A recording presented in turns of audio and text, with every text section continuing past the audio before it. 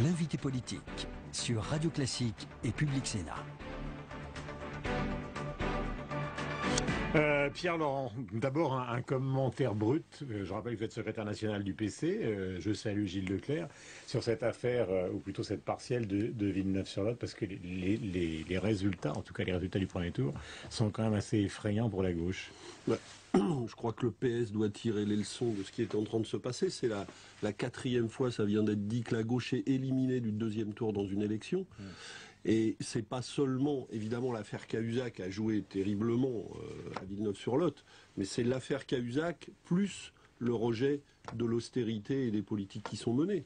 Donc il faut changer de cap d'urgence. C'est pour ça que nous, hier, à Montreuil, on a réuni, à l'initiative du Parti communiste, du Front de gauche, des gens venus de toutes les familles de la gauche, le secrétaire national des Verts, Marie-Noëlle Lienemann et Emmanuel Morel du Parti socialiste, parce qu'il faut unir toutes les forces qui à gauche. Mais là, vous êtes en train d'enfoncer le Parti socialiste, mais vous c'est 5, les Verts c'est 2. Je vois pas ce que c'est comme ça peut représenter comme alternative. Non, la situation, une candidature unique. La situation d'aujourd'hui, c'est que on voit que les électeurs du Front de gauche tiennent bon.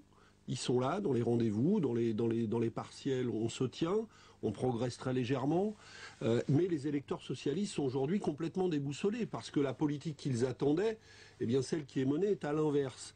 Eh bien, il faut unir ces forces-là, il faut que nous travaillions à rassembler ces électeurs aujourd'hui déboussolés, mais on ne les unira que si on le fait sur un projet de rupture avec l'austérité.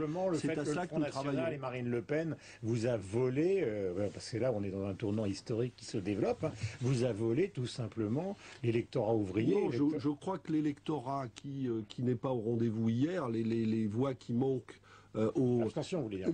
Non mais oui, c'est ça, les voix qui manquent au Parti socialiste, c'est des gens qui ne se sont pas déplacés, qui n'ont pas été votés. C'est des gens qui ne savent plus aujourd'hui où ils en sont, parce qu'ils ont voulu une rupture avec les politiques de Sarkozy, et ils ont, pour le moment, pas cette rupture. Donc, ils ne savent plus comment s'y retrouver. Eh bien, c'est à nous de leur donner des repères au Front de gauche, mais le Front de gauche seul n'y arrivera pas. Donc c'est pour ça que moi je travaille à rassembler des écologistes, des socialistes qui avec nous vont dire il y a une autre politique possible qui est en rupture avec l'austérité. En tout cas, c'est pas celle qu'a dessiné François Hollande hier soir sur M6. Non. Gilles Leclerc, question. Juste peut-être une dernière question encore sur Villeneuve-sur-Lot. Dimanche prochain, vous appelez à faire barrage au Front National ? Pas une voix pour le Front National. L'entrée d'un nouveau député du Front National serait un très mauvais signal, parce que ce qui doit être construit, c'est une alternative à gauche aux politiques d'austérité. Et donc, il ne faut pas compter sur nous pour banaliser en quoi que ce soit l'entrée possible d'un député du Front National à l'Assemblée nationale. Gilles, est-ce que vous avez regardé François Hollande hier soir chez nos confrères d'M6 à Capital? Est-ce que vous avez été rassuré compte tenu de ce que vous dites en ce moment? Est-ce que vous avez l'impression qu'il y a une inflexion de la politique ou pas tellement? Je n'ai absolument pas été rassuré. On a entendu un exercice pédagogique qui continue de développer exactement la même orientation, qui donne les résultats qu'on vient de voir à Villeneuve-sur-Lot. C'est même affligeant de voir c'est consternant que de voir dans cette situation, alors que à l'intérieur même du Parti socialiste, par exemple, tout le monde dit que continuer les politiques d'austérité en Europe serait une folie. Eh bien, au moment où on dit ça, on a un président de la République qui fait comme s'il n'y avait rien de sérieux à faire en la matière. Pareil en matière de chômage. Et quant aux retraites, on a eu le droit à la reprise et quand il dit, par exemple, sempiternel même argument qui a conduit à la quand il dit sur les retraites, quand il dit tout le monde doit participer. Vous répondez quoi? Non mais tout le monde doit participer, mais tout le monde participe. Public, privé. Non mais les gens cotisent, les gens travaillent. Quel est le problème des retraites? Le problème des retraites, on nous dit, c'est que finalement, ce qu'on est en train de nous dire, c'est que les pensions des retraités sont trop élevées. Parce que ce qu'on est en train de proposer, à nouveau, c'est de baisser le niveau des pensions. Parce que quand on met la durée de cotisation à 44 ans, vu l'âge auquel on commence à travailler aujourd'hui, ça veut dire quoi? Non pas que les gens travailleront jusqu'à 70 ans, ça veut dire que les gens partiront avec des retraites de plus en plus faibles. Donc on est en train d'abaisser le niveau des retraites et de plonger les retraités dans la pauvreté. Pendant ce temps-là, où est-ce qu'on s'occupe du taux d'emploi des gens? Quand est-ce qu'on va faire reculer le travail partiel imposé aux femmes? Quand est-ce qu'on va faire reculer la précarité pour les jeunes? Vous proposez quoi? Quand est-ce qu'on va faire reculer le chômage des jeunes? Parce qu'il est là le problème, c'est que on dégrade la situation de l'emploi aux deux bouts, c'est-à-dire que les jeunes n'entrent pas dans le travail, cotisent très peu parce qu'ils ont des faibles salaires et qu'on les oblige à la précarité pendant maintenant 10 ans dans leur entrée dans la vie active, donc on manque de ressources dans le système, et à l'autre bout, on écrase les pensions des retraités. Eh bien, avec ce système-là, on ne va rien solutionner. Vous proposez quoi sur les retraites? Parce qu'il y a quand même une urgence, il y a un déficit record. Eh bien, je propose de mener des politiques d'emploi actives qui ramèneront des ressources, d'augmenter les salaires, ce qui ramènera des ressources aussi, et je propose de créer une cotisation sur les revenus financiers des entreprises qui ne payent pas un centime au système de protection sociale. Eh bien, si on appliquait une cotisation sur les revenus financiers des entreprises, les revenus financiers des entreprises, qui sont de plus en plus importants, qui ne cotisent pas, eh bien, si on le faisait au même niveau que sont obligés de cotiser les salaires, ça rapporterait plusieurs dizaines de milliards d'euros. Mais Pierre-Laurent, vous dites qu'il n'y a pas d'emploi pour les jeunes en France. Mais les emplois, c'est les entreprises. On ne va pas les engager encore dans un système du service public qui est un système historique en France. C'est compliqué de créer les emplois et de la richesse avec le service public. Donc comment vous pouvez demander de plus en plus d'impôts pour les entreprises et en plus vous leur dites engager des jeunes, engager des seniors? Dans ces cas-là, ils ne veulent pas. Mais parce que là, qu'est-ce qu'on fait aujourd'hui? On écrase le marché. Il n'y a pas de débouché pour les entreprises. On est en train de mettre le doigt dans un accord de libre-échange avec les États-Unis qui va dégrader la situation de nos industries. Il faudrait faire exactement l'inverse. Il faut conforter nos filières industrielles, il faut investir dans nos filières industrielles, il faut aider effectivement l'emploi à se développer, et puis former des jeunes et les embaucher dans ces filières. Ce n'est pas ce qu'on fait. On dit par exemple, il faut réduire la précarité énergétique dans l'habitat. Très bien.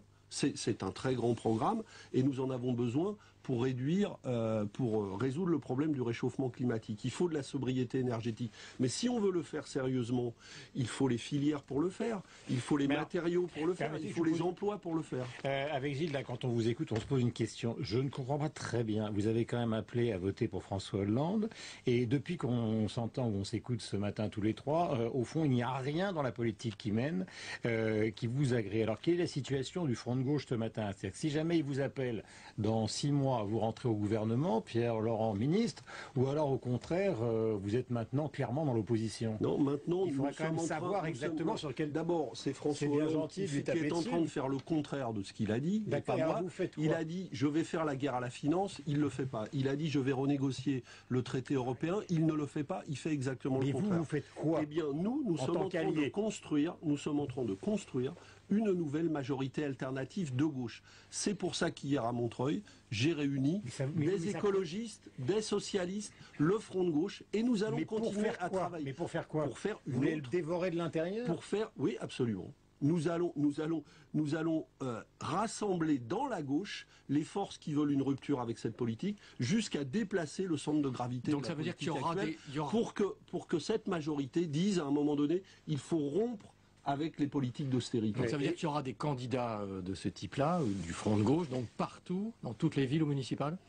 Ça veut dire qu'aux élections européennes, nous allons présenter des listes du Front de gauche pour peser sur les élections européennes. Et aux élections municipales, nous allons construire des listes de large rassemblement à gauche, dans lesquelles il peut y avoir des socialistes, parce que quand vous discutez localement dans les villes, vous croyez que tous les socialistes sont d'accord avec ce que fait le gouvernement aujourd'hui ?